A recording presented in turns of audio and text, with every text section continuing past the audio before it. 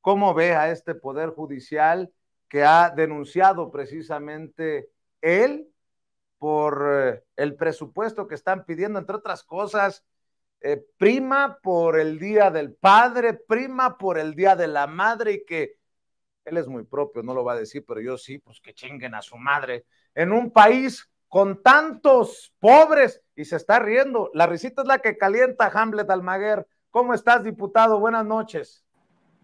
Buenas noches, Vicente. Aquí de camino a la Ciudad de México para sesionar mañana. Vamos regresando de Jalisco. Y pues la verdad muy ofendido por lo que ocurre en el Poder Judicial.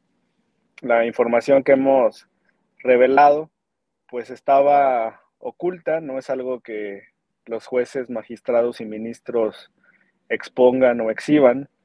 He leído notas de diversos medios de comunicación en los que comentan que han pedido al Poder Judicial de la Federación réplica o comentarios y han declinado hacer cualquier manifestación al respecto.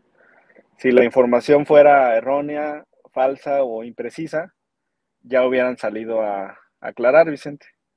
La verdad es que ante esa ausencia de comunicación por parte del Poder Judicial, pues están aceptando toda esta lista de excesos, lujos y privilegios. Son 26 millones de pesos de bono del Día del Padre y 24 millones de pesos de bono del Día de la Madre. Nos piden al pueblo de México, no a los legisladores, porque es dinero de la audiencia, es dinero de los mexicanos, tuyo, mío, de todos. Nos piden 89 millones 900 mil pesos para que les compremos lentes, Vicente. Me parece que los pueden comprar perfectamente de su salario. Nos están pidiendo 235 millones de pesos para compra de vestimenta, de vestuario. Y en el Poder Judicial Federal no hay uniformes, Vicente, y no se refiere esta partida a togas. A ver, Es para ver, que, a ver, Hamlet, diputado, déjame sí, hacerlo aún más claro para la audiencia sin censura. O sea que existe la posibilidad de que si Norma Piña dice, ay, qué bonito traje Christian Dior, los mexicanos terminemos pagándole por eso. O Luis María Aguilar diga, qué bonito traje, se parece al que trae Vicente Serrano, pero el mío sí va a ser Salvatore Ferragamo, de, no sé, 3, 4, 5 mil dólares, que los mexicanos les paguemos por eso. sí, Vicente, ellos reciben un cheque, un depósito con ese nombre, vestuario. Y es, la asignación es según el escalafón del Poder Judicial Federal. Entonces, quizá a un secretario pues le lleguen 4,000 o 5,000 pesos, pero a un juez, a un magistrado, sin duda le llegará lo suficiente para comprarse ese traje y esos zapatos y ese cinturón de marca lujosa. A las ministras, pues las mascadas o aretes o arreglos que deseen, porque sí es una cantidad considerable. En el país hay 1,500 jueces y magistrados federales y están pidiendo 235 millones de pesos para esta partida. Entonces ya cuando lo prorrateas, pues claro que les alcanza para comprar esos productos de lujo, Vicente. Entonces son los lentes, es la vestimenta, están pidiendo también el bono del Día del Padre, el bono del Día de la Madre, están solicitando también 56 millones de pesos para que les paguemos la renta de sus departamentos y casas. No son propiedades del Poder Judicial Federal, no son los inmuebles en donde están colocados los juzgados, no son espacios transitorios, no. Es para que el juez, el magistrado, el ministro estén cómodos en la casa, el departamento que sea de su agrado. O sea, muy probablemente estemos pagando mansiones eh, en el sur de la Ciudad de México, en Polanco, en Lomas de Chapultepec, en San Ángel. Muy probablemente estemos pagando casas y departamentos en San Pedro Garza García, en el área de Andares, en Zapopan, en Jalisco. Seguramente es en la mejor colonia de cada ciudad del país, porque ahí es donde gustan de vivir los jueces y magistrados federales. Vicente, son 56 millones de pesos para el pago de esas rentas. Están solicitando también pues, recursos millonarios para su seguro de gastos médicos privados. Son más de 1,250 millones de pesos de seguro de gastos médicos privados. Están pidiendo más de 2,000 millones de pesos para el seguro de separación individualizada, que es este cochinito VIP al que cada mes le depositan un recurso, y la dependencia, el Poder Judicial, deposita otra cantidad similar para cuando se retiren. Están solicitando también, esto es nada más los ministros, lo que te voy a decir, no es todo el Poder Judicial, son solo los ministros, 53 millones de pesos para su comedor para el año 2024 y 1,800,000 pesos en cucharas, tenedores, cuchillos, utensilios de cocina.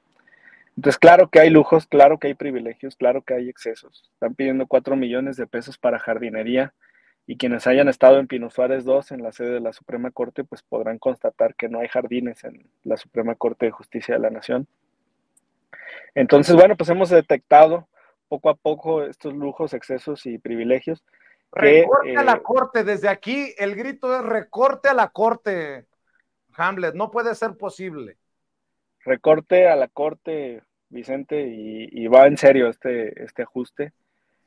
No podemos continuar así, con esa desigualdad, con esos lujos y con esos excesos. Ya es momento también de aplicar el principio constitucional de austeridad al interior del Poder Judicial de la Federación. Te voy a mandar también esta otra información. Hay un instituto del Poder Judicial, el Instituto de Concursos Mercantiles, que es, ¿cómo se llama en Estados Unidos? Las quiebras, capítulo 11 o capítulo 8, ¿cómo le dicen? 13, o Al 7 o capítulo 13. 13. Ok, capítulo 13, digamos, para nuestra audiencia allá, pues es un instituto que ve los temas de quiebras y demás. El 66% del presupuesto de ese instituto está asignado a alimentos de los servidores públicos superiores. El 66%.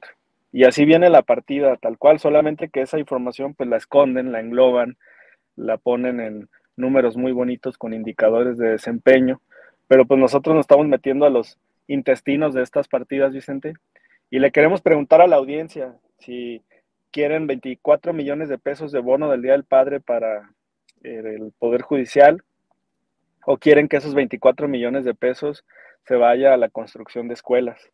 Si quieren 26 millones de pesos para el bono del Día de la Madre para el Poder Judicial, o prefieren que con eso se construya una clínica. Claro. Si quieren que se le asigne 1,200 millones de presupuesto para el seguro de gastos médicos privados de los jueces y magistrados, o si prefieren que ese dinero se destine al IMSS Bienestar y al ISSSTE para darle seguridad social a los mexicanos, Vicente.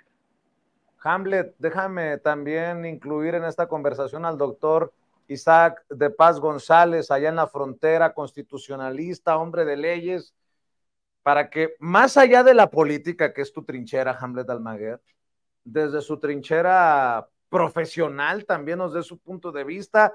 Tú estás escuchando las declaraciones, el análisis de el diputado federal de Morena por el estado de Jalisco, Hamlet Almaguer, doctor. Dame tu opinión. Bueno, pues no tengo mucha opinión, estimado Vicente. Las cifras no mienten. El Poder Judicial es un poder privilegiado en cuanto a sueldos. Son los mejores pagados de todo el servicio público mexicano, municipal, estatal y federal. Ganan cantidades, pues, estratosféricas que un profesionista ordinario de carrera, el mejor profesionista, digamos, el más avanzado doctor, investigador en una universidad, no gana lo que gana un juez federal. Andan alrededor de 160,000 pesos los jueces federales, magistrados 180,000. Y los bonos que menciona el señor diputado Almaguer, los bonos, y ojo, hay también unos bonos, no sé si ya le echaron ojo, si ya lo mencionaste, diputado, el bono, aparte del aguinaldo, en noviembre a finales les dan un bono a todos los trabajadores del Poder Judicial. Aparte del aguinaldo, o sea, es un mini aguinaldo, el aguinaldo previo, digamos, la última quincena de noviembre. Entonces, no podemos tener estas disparidades en el servicio público mexicano. Conozco muchos colegas que hasta pues, me reclaman por qué los critico. Digo, bueno, porque el servicio público es eso, no es un servicio de lucro, no es un servicio para hacerse rico, no es un servicio para estar sustrayendo, aunque sea legalmente, el presupuesto cuando tenemos otras prioridades en México. Tenemos zonas de extrema pobreza, zonas en donde las calles ni siquiera existen. Tenemos todavía en plena ciudad, por ejemplo, de Tijuana, en Toluca, en la Ciudad de México, todavía hay calles de terracería, pero así en todos los grandes núcleos urbanos, calles mal alumbradas, zonas abandonadas que no tienen ni un espacio deportivo. Yo agrego a lo que dice el señor diputado, ¿queremos ese tipo de presupuesto millonario para la Corte o queremos más canchas de fútbol, más albercas para que la gente vaya a hacer algún deporte, canchas de voleibol? Y se pueden hacer con poquito dinero. Bueno, comparado con lo que gasta la Corte, ¿verdad? O sea, una canchita de fútbol 7 o de un campo de fútbol se puede hacer muy bien para propiciar los derechos sociales de la gente, mejor agua potable, mejor educación, mejores clínicas. Hay clínicas, casas de salud en los pueblitos de México, y eso es lo que no ven ellos, esta élite, no solo la élite judicial, sino la élite que los defiende. Hay pueblitos en donde sigue habiendo solo un doctor o doctora de 9 de la mañana a 4 de la tarde. Si se enferma alguien a las 7 de la noche, si le mordió un perro, si lo atropellaron, si se fracturó, no hay quien lo cure en ese pueblo. Y ya te estoy hablando de pueblos que tienen una población de 3,000, de 5,000 habitantes, que ya merecen tener una clínica. ¿Por qué no ha crecido la infraestructura de salud en el campo mexicano, en las áreas rurales, esas que para ellos no existen? Porque claro, no son Mazarik, no son las grandes avenidas de nuestras ciudades, no son la plaza de Andares, no son las plazas donde están los grandes centros comerciales y no los ven. Y entonces ahí es en cuanto uno como al servicio público que estamos abocados, tiene que ser consciente de estas disparidades, Vicente. Entonces, si me preguntas mi opinión, pues las cifras no mienten. Y qué bueno que la Cámara está haciendo un análisis minucioso, detallado, profundo, para justificar esta decisión presupuestaria, porque no puede ser que estemos pagando servicios de lujo a costa del erario. O sea, esto ya lo sabíamos, la gente que nos dedicamos al estudio del derecho, que a magistrados y jueces les paga la renta el Poder Judicial. Yo me quedé sorprendido cuando escuché eso, dije, ¿en serio? Pues si ganan más de 100,000 pesos, ¿por qué te vamos a pagar la renta? O sea, tú imagínate que todas las empresas o que todos los aparatos del Estado nos pagaran la renta a sus trabajadores. Entonces, son pues un grupo de mantenidos al 100%, ¿no? Se les paga la comida, se les paga la renta, se les paga el servicio médico, se les paga la ropa. Pues, no sé, igual y ya mejor no hay que pagarles el sueldo porque pues ya para qué les pagamos sueldo si no gastan en nada. Se escucha muy simplista, pero parece que es así y creo que se justifica plenamente que hay una reducción a ese dispendio, a esa onerosidad que le cuesta muchísimo al Estado mexicano y que en otros poderes judiciales, si me lo preguntas desde mi expertise constitucional comparado, en otros sistemas judiciales no ganan eso. Los justices de la Suprema Corte en Inglaterra ni siquiera tienen un séquito, ni siquiera tienen un carro asignado, llegan en bicicleta, llegan en metro, son gente ordinaria, que no tiene ahí un grupo de 50 personas que les ayude con todo lo que hacen en la Corte, porque esa es otra. Se alega mucho que ganan bastante dinero por el gran expertise que tienen, pero luego tienen un séquito ahí de secretarios y secretarias, estudio y cuenta, que prácticamente le sacan el trabajo. Claro. O sea, se habla incluso de una justicia de secretario, que el señor ministro a veces ni lee los proyectos, simplemente se lo pasan, a ver, pásame el proyecto, sí, ¿cómo lo sacaste? ¿Amparaste o no? No, pues que sí, ok, lo pasamos a votación. Bueno, o sea, en ese sentido... Tampoco son las lumbreras, salvo algunas 2 o 3 excepciones que hay en la Corte que luego se les ve que tienen una arraigambre diferente, pero por lo demás no estamos hablando que les tendríamos que gastar tanto.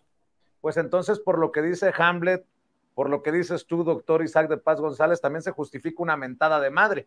Y ustedes son muy propios, y me imagino que el maestro Jaime Hernández, periodista de larga trayectoria, él sí corresponsal de guerra, y además medio aserranado, seguramente sacará el foie ante estos hijos de la chingada del Poder Judicial que se sirven con la cuchara grande y que además se sienten con la autoridad moral de hacer y deshacer y de criticar y no criticar y de escupir y no escupir. Mi querido Jaime, maestro, ¿cómo estás? Buenas noches.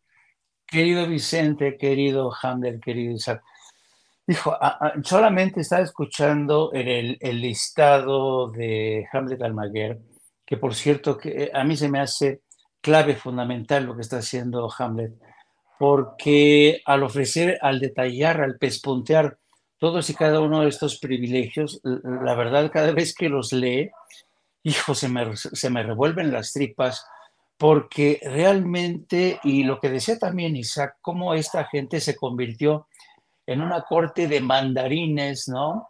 Y yo no sé si ustedes recuerdan, cuando hace poco más de 3, casi 4 años, Aguilar Camín se reúne con sus cuates en este Zoom y le preguntan, ¿cómo vamos a hacer, Héctor? ¿Cómo vamos a hacer para detener al presidente? ¿Qué vamos a hacer? ¿Qué se te ocurre? Y Aguilar Camín le dice, pues fácil, acérquense para tener un contacto en corto con los magistrados de la Suprema Corte para ver de qué manera se puede frenar este proceso de la 4T.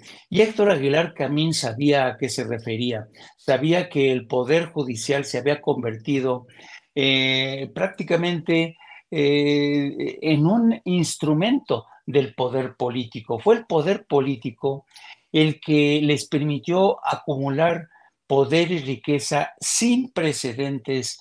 Como bien dice Isaac, no hay otro poder judicial en el mundo que goce de los privilegios, de las prerrogativas que tiene la Suprema Corte de Justicia. Yo he dicho una y otra vez, no hay ningún poder judicial que tenga su propio canal de televisión. O sea, dice uno, pero ¿y qué más querían estos señores? ¿Qué más querían? Se les da todo, se les sigue dando todo.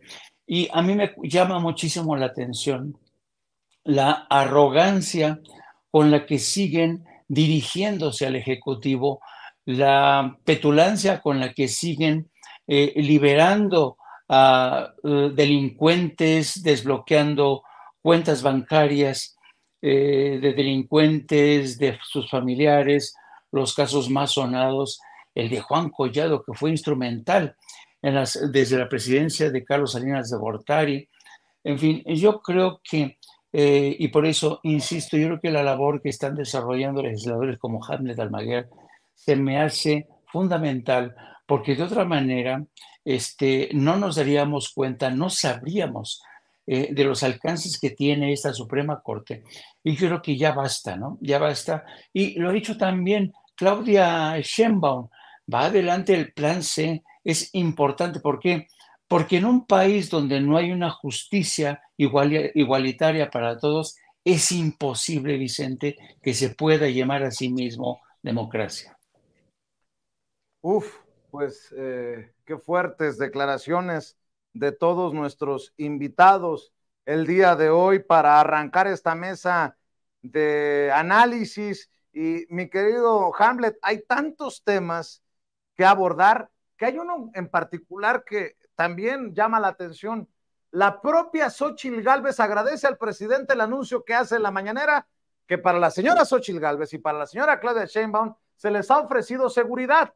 Ya ves que, ¿qué dijo Xóchitl Gálvez en Tragaluz de Latinus, de Loret de Mola? Si me matan, elijan a alguien como yo. Alguna estupidez de este nivel, porque le están metiendo la narrativa de que si algo pasa, algo de violencia, es culpa del presidente. Bueno, pues esto fue lo que dijo Xóchitl Gálvez ante medios. Efectivamente recibí una carta la semana pasada del general secretario de la Defensa Nacional donde pone a mi disposición la seguridad necesaria con gente especializada en seguridad. Me aclara que no porque vean algún riesgo, pero que por instrucciones del presidente me proponen firmar una carta de confidencialidad. En fin, he solicitado ya una cita con el general secretario para poder platicar de los alcances. Sin lugar a duda hay estados que he recorrido donde realmente es preocupante, como Zacatecas, donde Bueno, mi querido Hamlet, pues ya la oposición se puede ir quitando eso de encima de la violencia. El propio secretario de la Defensa Nacional, a solicitud del presidente, ha ofrecido la seguridad tanto a Claudia Sheinbaum como a Xóchitl Gálvez para que le vayan, si me permiten, políticamente hablando, bajando 2 rayitas al nivel del del ruido político, Hamlet Almaguer. Pues demuestra, Vicente, la buena voluntad del presidente de la República, su institucionalidad para poder garantizar este derecho a la seguridad a los aspirantes de uno o de otro bando. También implica, Vicente, la aceptación por parte de la oposición de que es necesario que estén cuidados, que estén apoyados por elementos, y la aceptación de que los elementos de las Fuerzas Armadas pues, realizan un gran trabajo en materia de seguridad, aunque después voten en contra de ellos. Pero mientras tanto, pues ya van a aceptar este apoyo, esta atención. Y qué bueno que nuestras Fuerzas Armadas tengan también la disposición de cuidar a quien representa el 12% de la intención de voto y a quien representa el 60% de la intención de voto, sin hacer ninguna distinción, Vicente. Así es, hablando de porcentajes de acuerdo a de las eras, Isaac de Paz González, precisamente Claudia Sheinbaum, si hoy fueran las elecciones, le ganaría con más del 50%, 50 puntos porcentuales de preferencia a Xóchitl Gálvez.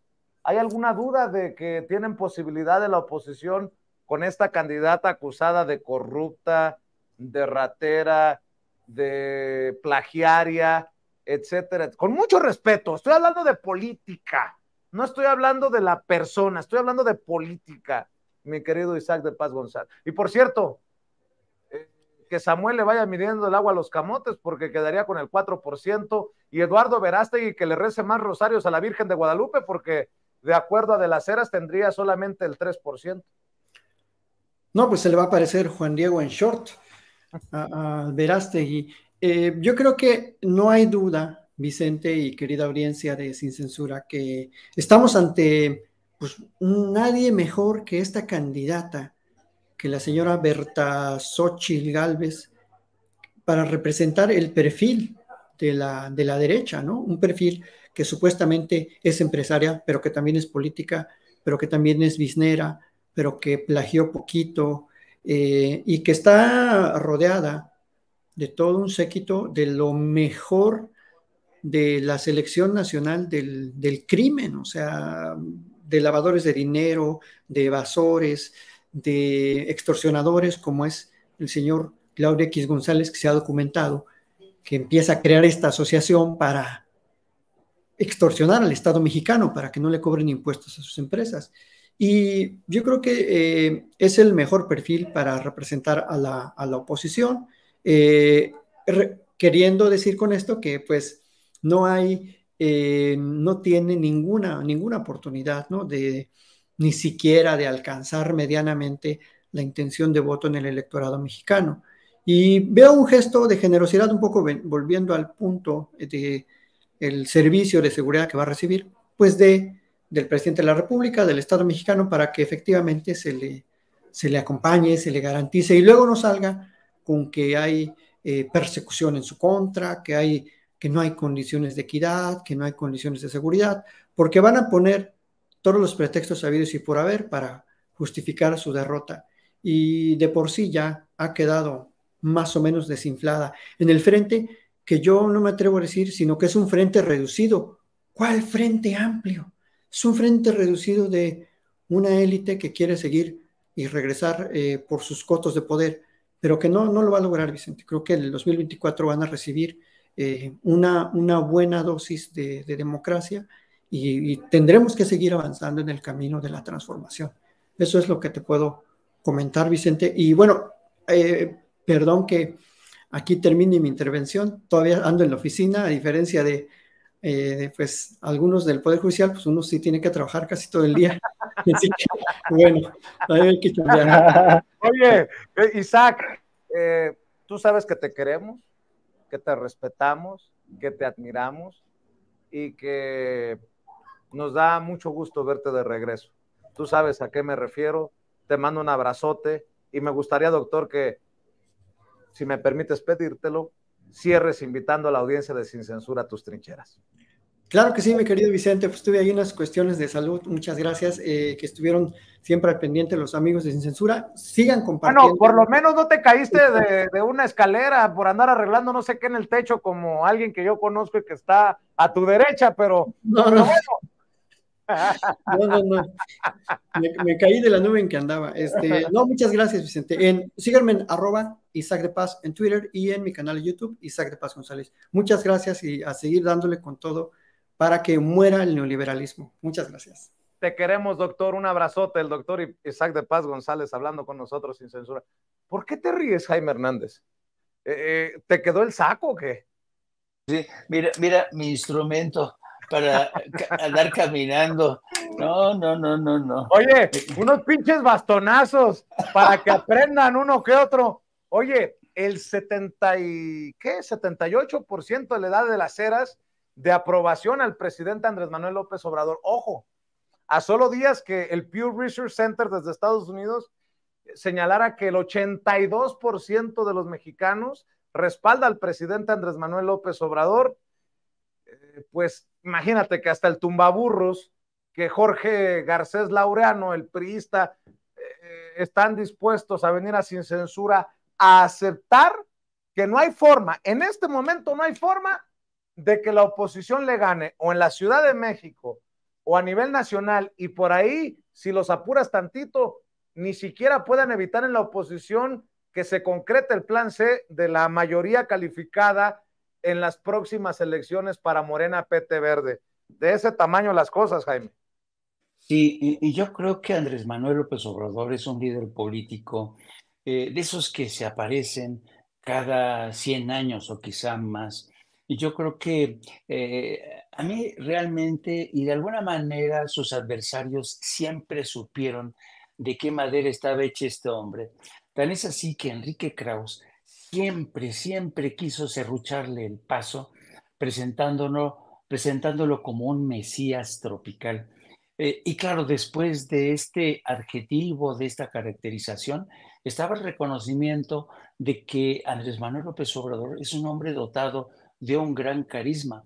Pero durante los 5 años que lleva de su presidencia, no solamente hemos visto el poder de su carisma, el poder de su foie o de su chupamiento, sino que es un hombre con profundas convicciones, con un profundo conocimiento de la historia y con una capacidad para conectar con el pueblo, con la calle, que yo no había visto realmente en toda la historia reciente de México.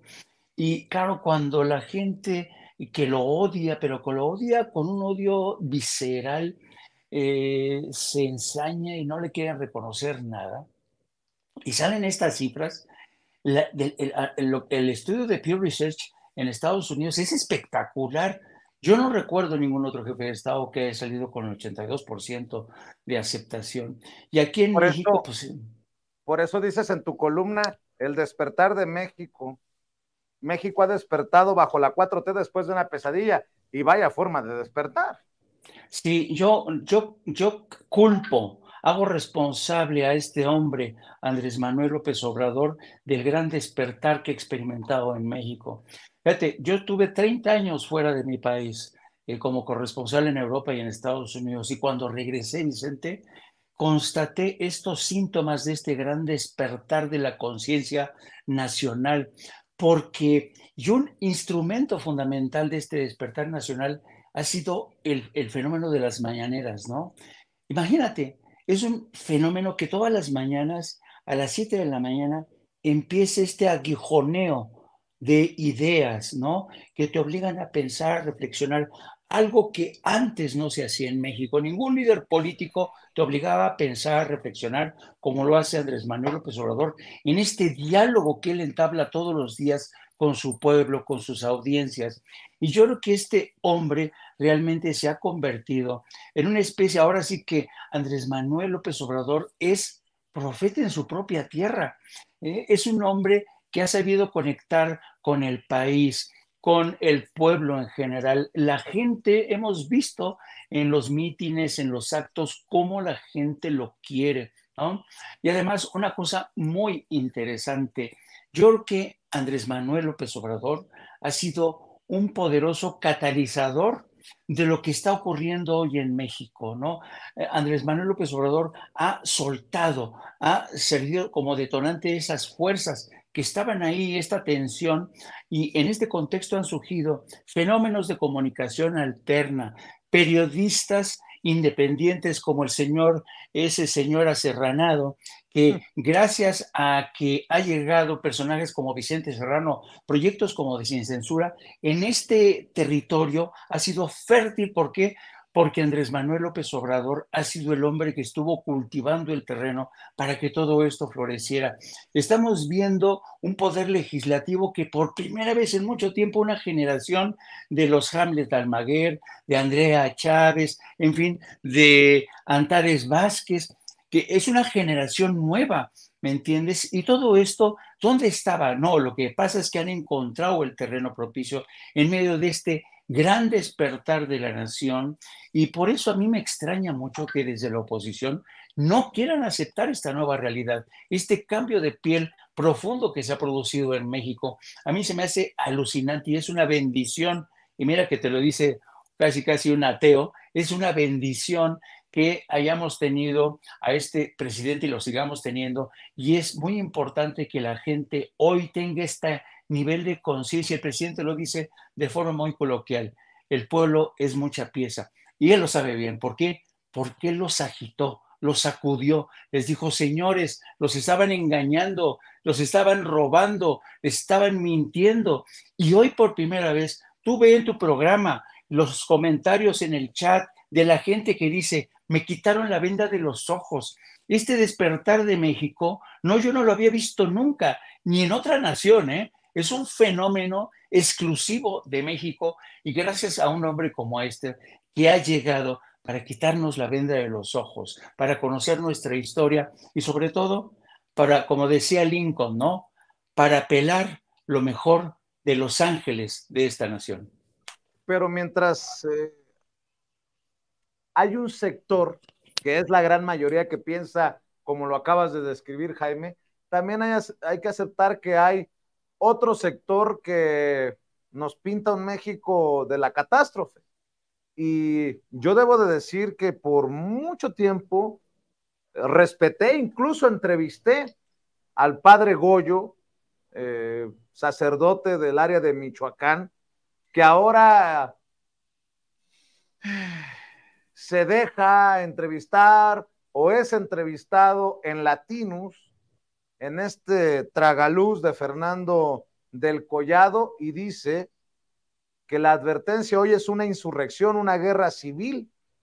Dice el sacerdote conocido como el padre Goyo, Gregorio López, que la estrategia de abrazos no balazos del gobierno federal encierra corrupción e indiferencia y que se ha pasado del vandalismo al terrorismo. Y creo que aquí voy a ser muy cuidadoso, porque yo sé que la cosa está que arde en zonas de México como Michoacán, pero me sorprende que estas declaraciones del padre Goyo ahora sean replicadas por todos lados y son declaraciones que da a Latinus.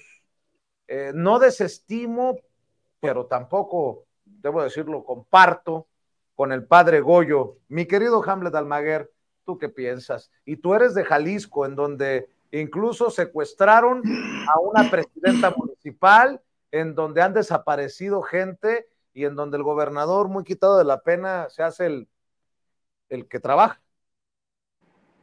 Sí, Vicente, bueno, los números no mienten y el 50% del problema de inseguridad en el país enfocado en homicidios y en desapariciones está concentrado en 7 entidades de la República.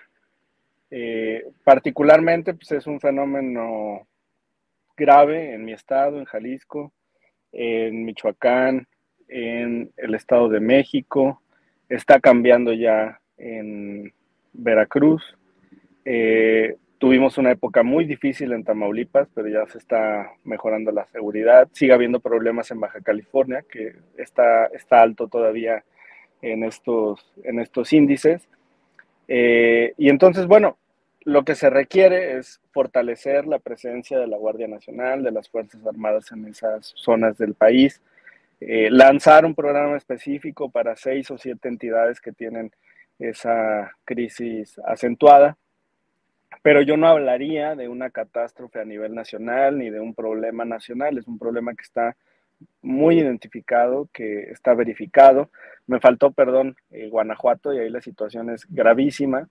El año pasado eran más de 3,000 homicidios en el estado de Guanajuato, entonces es una situación muy complicada también, con un fiscal que además lleva 15 años en el cargo, y donde yo espero que ya se dé la transición democrática auténtica, la transformación del Estado, con la victoria de Morena en el año 2024, igual que en mi estado, en Jalisco, para que a partir de la coordinación pues se pueda remontar y se pueda mejorar la situación de seguridad, trabajando de la mano con el gobierno federal y por supuesto también en las diversas entidades federativas, Vicente.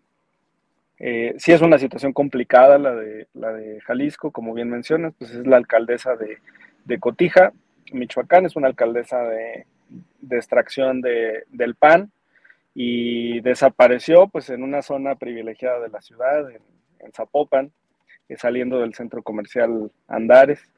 Pues son situaciones que se deben de atender y de prevenir, y yo espero que en el año 2024, pues a partir del inicio de un nuevo gobierno, se pueda tener este trabajo muy focalizado, Vicente, ya por supuesto con el triunfo también en Jalisco. ¿Tú crees que Morena vaya a arrebatarle a Movimiento Paniaguado Jalisco? Sí, sí, claro. Mira, los números son muy buenos, el ánimo ciudadano es muy bueno. Hemos tenido reuniones, hemos tenido eventos, estamos en la etapa ya de inscripción al proceso para elegir coordinadora o coordinador de la 4T en el Estado. Estamos muy sólidos como partido, como movimiento. La gente, la ciudadanía, el pueblo del Estado de Jalisco tienen la intención de confiar en Morena y no se van a arrepentir si lo hacen. Estoy tratando de leer entre líneas, querido diputado, pero bueno, te mando un abrazo. Te mando un abrazo, diputado. ¿Por qué no cerramos invitando a esta audiencia que tanto respeta, que tanto admira tu trabajo, para que te siga en redes sociales? Muchas gracias, Vicente. Muchas gracias a Jaime por la generosidad también de sus palabras. Mira, esta generación a la que haces referencia crece también leyendo contenidos que nos hicieron despertar, escuchando discursos del presidente de la República, viendo su lucha en diversos episodios, en 3 ocasiones que compite por la presidencia de la República. En mi caso particular, pues leyendo también La Jornada, Proceso, en tiempos en los que valía la pena leer Proceso. Y también, bueno, pues accediendo a contenidos que podían ayudar a conocer la realidad social del país, no como ahora que existe pues tu canal, Vicente, que es muy útil. Ayer, por cierto, unos señores se acercaron para saludarme, me dijeron, te vimos ahí en Sin Censura, eso pasa cada vez más seguido. Entonces un saludo a toda la audiencia. Me encuentran en Twitter, Hamlet-Almaguer, y pues te felicito, y también a Jaime. Muy buenas noches. Gracias. A quien también le pasa muy seguido eso de yo lo veo muy guapo en Sin Censura es al querido Jaime Hernández. Maestro, cerremos invitando a la audiencia de Sin Censura a tus trincheras, por favor. Oye, es verdad, ¿eh? Es verdad. Dice, qué guapo es usted, es más guapo que Vicente Serrano. Ay, querido Vicente, un fuerte abrazo, mi querido Hamlet, de verdad que por el que siento una gran admiración y cariño. Y pues gracias también a ti, a tu generosidad y además por haber llegado desde Estados Unidos con estas ganas de crear periodismo independiente, de hacer de este espacio una casa para estos periodistas que se habían topado no una, sino varias veces porque habían caído en desgracia, porque estos medios de comunicación corporativos los corrían, los maltrataban. No había libertad de expresión en México, así es que yo creo que vale la pena mucho subrayar, mencionar la gran labor de Sin Censura. Dicho esto, pues sí, me pueden encontrar en mis redes sociales a través de mis redes en Twitter, @Jaime Journo, y también a través de nuestro canal de No Apto para Cínicos. Transmitimos todos los días a partir de las 14 horas. Apunte, búsquenos en YouTube, No Apto para Cínicos. Te mando un inmenso abrazo, querido Vicente, y también a nuestro querido amigo Hamlet. Por todo lo que has dicho, que creo que es muy generoso, Jaime, voy a decir algo que espero. Bueno, total, mi pecho no es bodega. No sigas, Jaime, que vas a exhibir a esos que deciden cómo se distribuye el presupuesto de publicidad oficial, porque, y no estoy reclamando, simplemente estoy hablando en plata, le siguen dando dinero en millones, cientos de millones, a Televisa, a TV Azteca, a Radio Fórmula, etcétera, etcétera. Ay, no seas envidioso, Vicente Serrano, Sin Censura no es Radio Fórmula, no es. No voy a decir más. Mi querido Jaime, te mando un abrazo. Mi querido Hamlet, muchas gracias por llegar a esta cita con Sin Censura. Que pasen excelente noche.